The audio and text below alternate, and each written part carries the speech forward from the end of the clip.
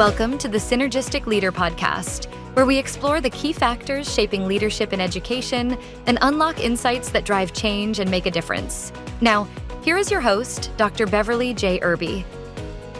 Welcome to the Synergistic Leader podcast, where we explore leadership that goes beyond authority.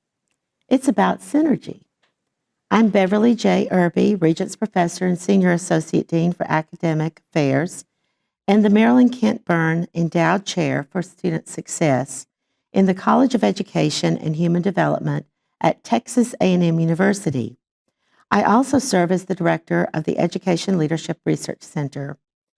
Now, I know the word synergy can raise eyebrows. In corporate circles, it's often dismissed as vague jargon tied to failed mergers or empty promises or even greed. But in education, synergy is something very different. Here, it's not about corporate gain. It's about people. It's about bringing together beliefs, attitudes, talents, and perspectives so that together we can create something greater than any of us could achieve alone. The Synergistic Leader podcast is rooted in the synergistic leadership theory, the first published leadership theory of the 21st century in an educational administration journal, developed and tested by a team that I led. This theory integrates 4 tested factors: leadership behaviors, organizational structures, attitudes, values, and beliefs, and external forces. And it creates a synergy into a dynamic, effective, and nonlinear model. Because leadership isn't one size fits all. It's not just about the person at the top.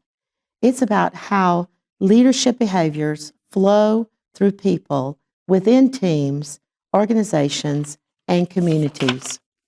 As we know, theory guides action, and the synergistic leadership theory maximizes collective strengths.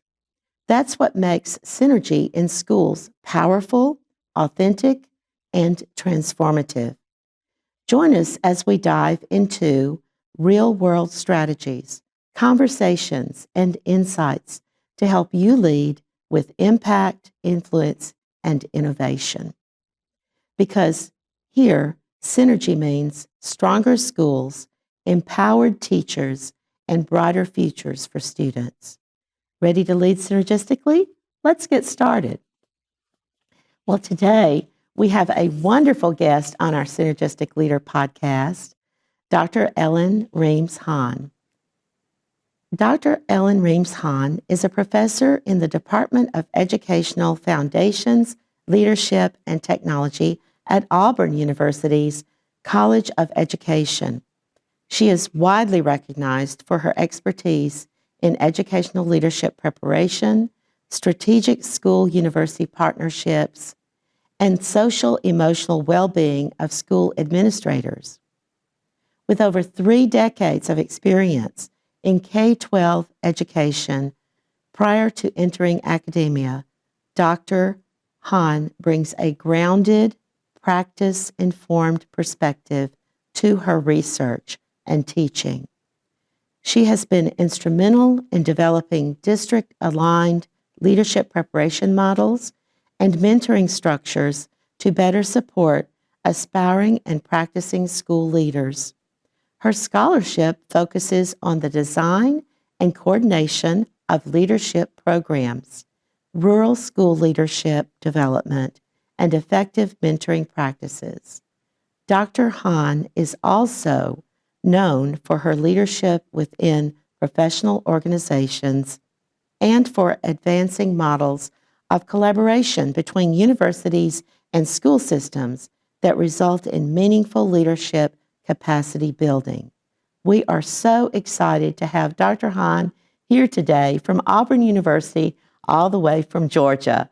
Thank you, Dr. Hahn, for joining us and being such an esteemed guest today. I'm so excited to be here. Thank you for having me. I'm blessed to be able to spend the afternoon with you, and share some ideas that I have and some experiences. So I'm just delighted. I couldn't be happier about this. So absolutely wonderful. I know that our guests that are here with us on the podcast will really enjoy this podcast as well. So I have a few questions that I'd like to ask you. We'll get started and you can share your experiences. So the first thing is that I'm just wondering, you have written a lovely piece with our colleague, Dr. Mullins, and it was just published recently. I believe it was the Chronicle of Mentoring. Is that correct? Yes. And so I'd like to ask you a few questions about that particular piece of research and thought piece that you did. So what specific leadership behaviors do you believe are most powerful in generating synergy and well-being? Because that's what your topic was about, particularly in this paper. So which specific leadership behaviors do you believe are most powerful in generating synergy and well-being and shared success within an organization? So I will say something that I've said for years. It is truly about relationships. And I think that's one of the critical components in any of the work that I've done. It's about building relationships. And it's so important in every aspect of what we do as professors to prepare these people to prepare K-12 educators. And I know that when I left K-12 20 years ago, I'd had a very successful career for 30 years. And when I left, I said, okay, I have an opportunity to go to higher ed and do some really good work. I want to make sure that everything I ever do is to prepare school leaders to help them. I don't do research that's not going to be helpful to school leaders. I'm very grounded in that. And so I think relationships for me is one of the critical pieces. I also think trust is part of that as well. And if you look at my partnership model that I did with Fran Koshin, who is my primary mentor even to this day, trust is embedded in relational factors. So I think if I had to pick anything, Beverly, that would be it. That'd be the most important thing that I could do in terms of behaviors. It's how I work with people and being open-hearted. And one of the things I really like about this synergistic leadership is you're looking at the whole leader. You're not looking at just one aspect of leadership. You're looking at the entire person and looking at behaviors and how it works in the context they're in. You've got it very bracketed very well.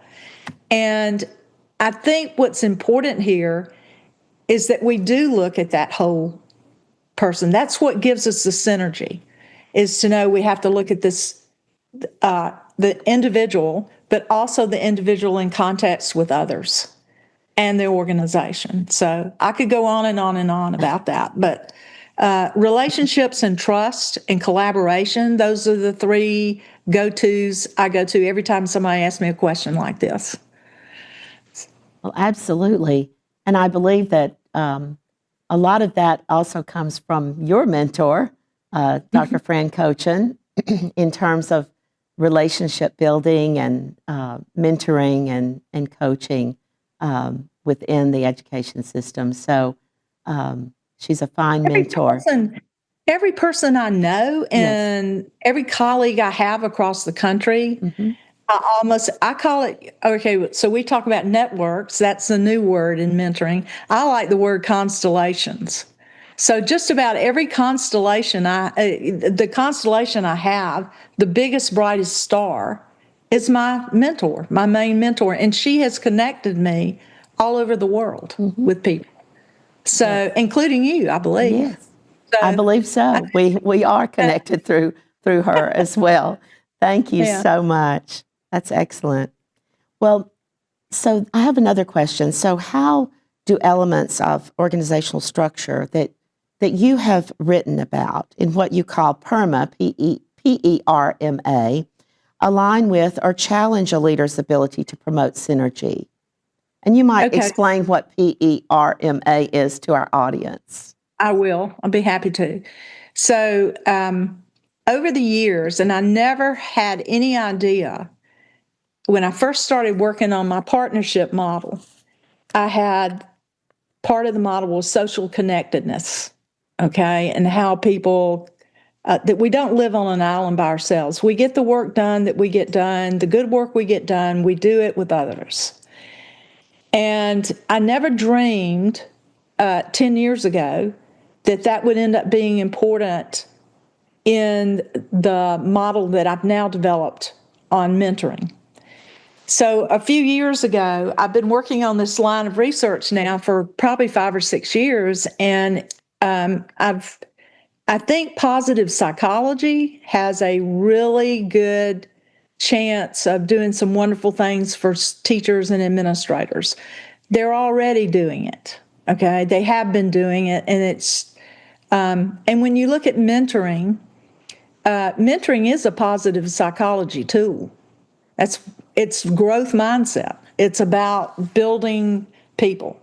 And so when I was looking around at positive psychology and mentoring, I said, how can I connect Martin Seligman's work on PERMA and flourishing leadership, because that's what his is aimed at. How can I connect this? And then it dawned on me, well, mentoring and PERMA are in the same positive psychology bucket. So, and there are a few people who've written about mentoring from a positive psychology lens, but not a lot. And honestly, I think I'm probably one of the first, along with some of my grad students. And now Carol has worked with me on some of this. I think we're some of the first that have really attached it to ed leadership. So I don't know if I answered your question, but Yes. Do you want to share with our audience what the PERMA is? PERMA. Okay. All right. So PERMA is a framework that Martin Seligman developed back in around 2011. P stands for positive emotions. E stands for engagement. R stands for relationships. M stands for meaning. And A stands for accomplishment. And what you do is you look at these 5 areas on a kind of a continuum from flourishing to languishing.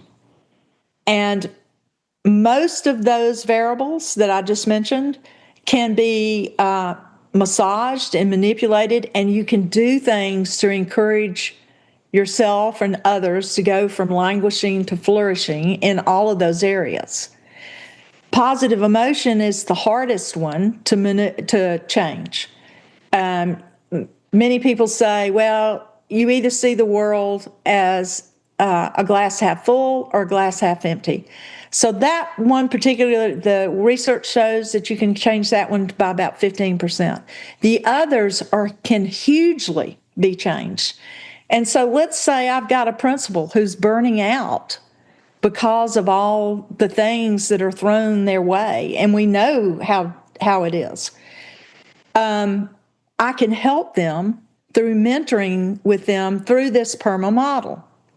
And so we look at it as, and like I said earlier, my mentoring philosophy is you mentor the whole person. It's not just about mentoring them for their career. It's about mentoring them as a whole person. So you have to kind of look at Cram's work and see what she did. And what I've done with this model is blend Cram's work and a little bit of Mertz with PERMA. And one of the general oral exams that I just finished today, we're now developing a chart of activities that are mentoring activities and aligning those with the PERMA framework, the P, the E, the R, the M, and the A, so that people have an easy way to look at, well, what can I do to encourage my engagement or the engagement of other people? What can I do about relationships? And so then we look at mentoring activities that they can do. And a mentor can do these with their mentees to help them. So I'm very excited about it. I think it's a good way to kind of merge a couple of positive psychology things together and really offer school leaders a way to kind of frame this. Well, what can I do for my engagement today? What can I do for my relationships with people today? It really it helps them simplify what they can do. Wonderful. I can tell that you are not excited about this at all. No, I am very excited about I it. can really tell. am. And it's exciting when our students come up with some things too that help to advance. I mean, that's part of our mentoring of our doctoral students as they move forward as well. So I have another question about external forces. So how do external forces shape a leader's effectiveness? You just talked about leaders and school leaders and mentors as well, but how do external forces shape a leader's effectiveness?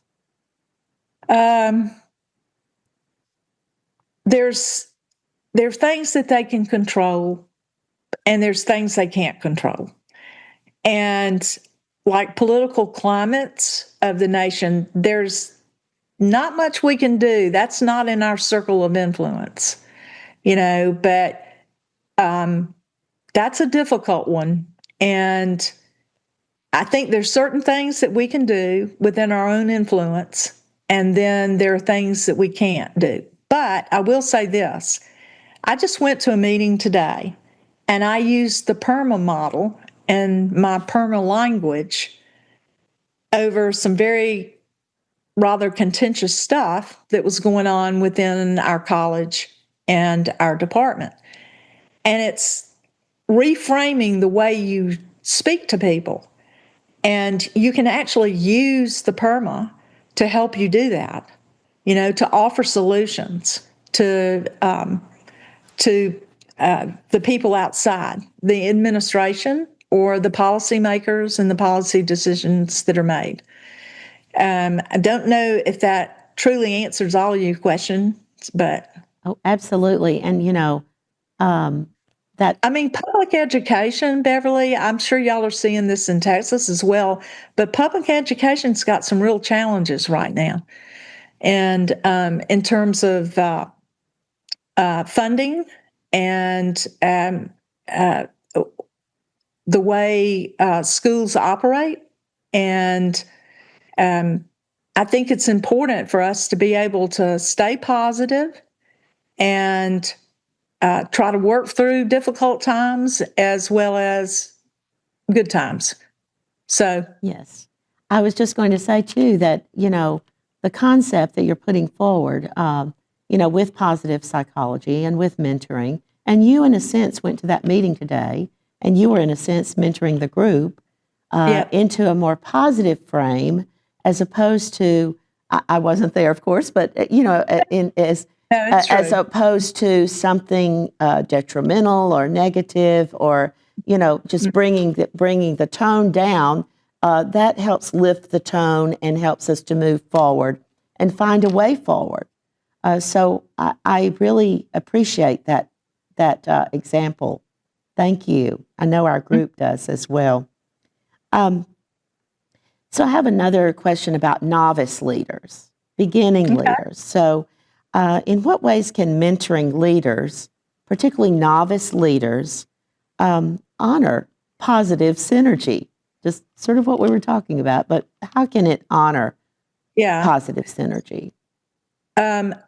Okay, so I'll tell you a little bit about what I've been involved with the state. So there were 4 of us who were selected in 23 to build the new principal mentoring program for the state of Alabama. Alabama is one of 6 states in the country that has a formal 2-year program for new principals. Mm-hmm. And believe it or not, I'm sitting here thinking about this, and the synergistic leadership is pretty much you and I need to sit down and look at the conceptual framework that's developed for this program. And I'm just sitting here thinking about that and going, oh, I think I see some of this throughout the model that we built. Now, we built that model on PERMA and well-being, and knowing that these novice leaders that are put in place in schools need a lot of support. And we took, for example, best mentoring practices and really used those in terms of selecting the mentors, selecting the amount of time the mentors spend. It's a very well thought out program in terms of synergistic leadership. I think this new state standards, that's the thing I'm thinking you and I should look at. I think those new state standards for leaders are aligned with your model. I'm positive of it. Excellent. So, yeah, so that's something that we could definitely look at. And I see the synergistic leadership in that. I also see it in the relationships that are being built in these mentoring relationships between these mentors and their mentees. And right now, we've just finished our first group that came through the program is starting year 2 of their mentoring with their mentors. And so they're doing specific projects that help them with school improvement for their particular schools. I think some of the women so Linda Serby was part of the team, Brenda Mendiola and Yvette Bynum from Alabama, and then myself. So the 4 of us were tasked with putting this program together. And I think it's a perfect example of your synergistic leadership. And I'd love for us to take a look at that sometime. Absolutely. For sure. Well, we may get to do that and together. Because we're working in Alabama. And I apologize. I think I said Auburn in Georgia. I said you were from, I meant Alabama. I apologize to the audience and to you. I actually grew up in Columbus, Georgia. Oh, so okay. You are really from Georgia. Yeah. Okay, yes. All right. Well, but yes, we are working in Alabama with some schools for school enhancement. So we're working with the folks that you talked about just then, and I am familiar with what you all have been doing with that principle in a leadership preparation. Yeah. I think it's a real good example of what you asked me about, and it's a very meaningful project. Yes. The principals now that I've talked to that are in the program, this is their second year. They said they cannot believe how helpful this has been to have a trained mentor. And these mentors, they're retired, well qualified, super elite principals and assistant superintendents from Alabama, and they have done a beautiful job. Yes. So, and we have the leadership mentors as well, and they work with the leadership teams. It's important to collaborate and have your teams, but the leader even though we are a leadership team, there still is a leader in charge as the principal, but working collaboratively with all of them, and also mentoring their team. So they have to pay it forward, with the work that they learn with their mentors, their leadership mentors as well. And we also have the Organizational Leadership and Effectiveness Inventory, which is an AI tool that we have developed, and we are using in Alabama as well as in North Dakota. So we're working far north and far south. Let us know if we can help you. Absolutely. I've got plenty of people that could take your inventory. Oh, absolutely, we will. Thank you so much, and we'd love to talk more about that with your team that's worked with this Alabama model as well. So can I ask you a question? Of course. Goes along with so do you see a relationship between, because you're an expert in mentoring, do you see the relationship between mentoring and your model, your synergistic model? I do. Okay. This particular model helps an individual, and sometimes you have to have a mentor to help the individual to take a look at their own leadership behaviors, look at their organization, how do they fit within the organization, and look at those external forces coming in. How do we handle, how do we overcome, how do we work with those external forces, and how do the attitudes, values, and beliefs, not only of myself as a leader, but also of my people that I work with, how do all of those work together in a nonlinear fashion? But how can I alter my leadership behaviors to work within an organization? Now, that's very difficult to do, because we're many of us are all set in our ways, the way that we lead or the way that we behave. It's not a style, it's a behavior. I want to make that really clear. Right. And then the organization, we could change. We could help to change the organization. That's difficult as well.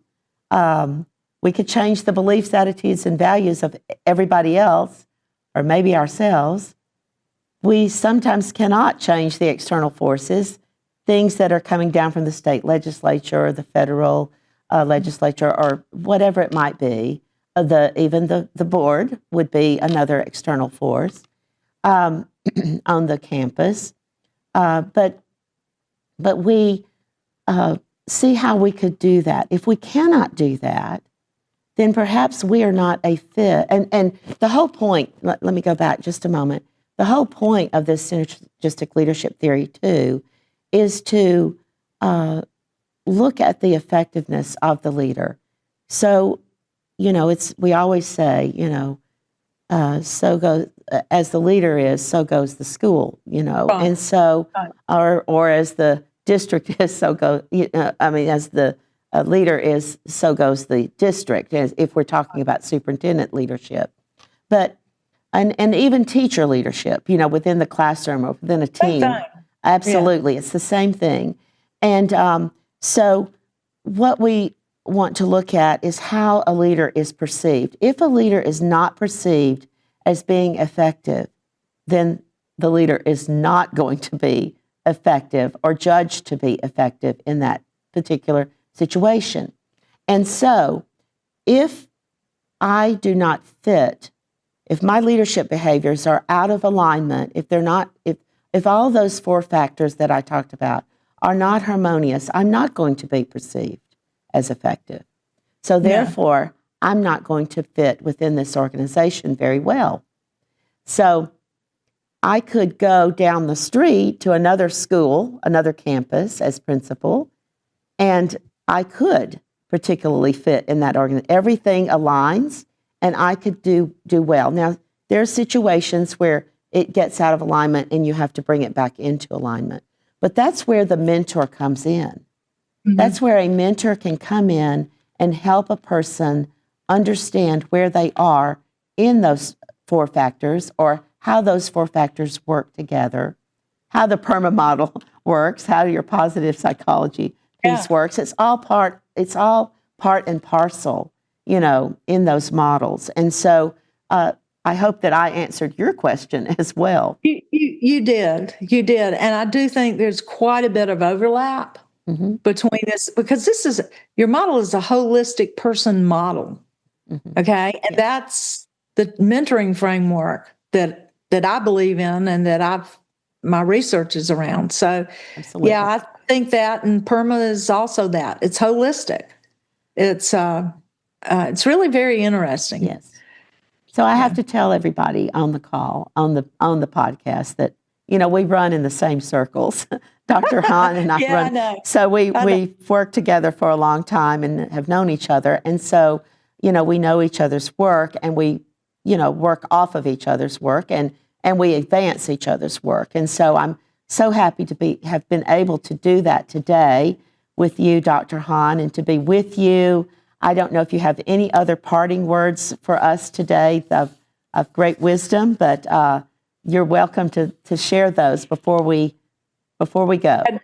I don't know if I have really great words of wisdom, but anyone here is welcome. If you'll give them my contact information, they are welcome to reach out to me if they're interested in any of the work that I'm doing.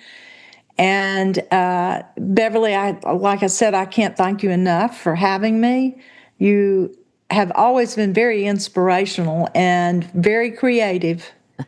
And the work I saw last year at AERA just blew me away with the whole concept of mentoring going back many years before we even realized, presentation was wonderful. But you've always been that way, and you've always been inclusive.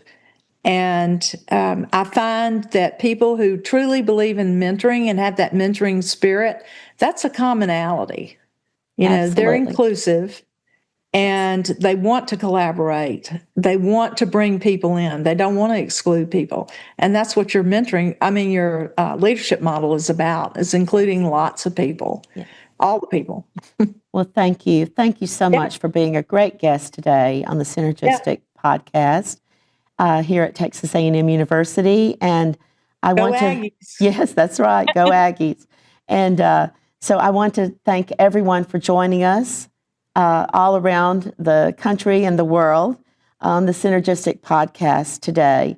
And remember to lead with synergy and transform education. Thank you so much for joining us today. Thank you for tuning in to the Synergistic Leader podcast. You can look for our episodes on YouTube and Spotify. This podcast is housed in the College of Education and Human Development at Texas A&M University, where we transform lives.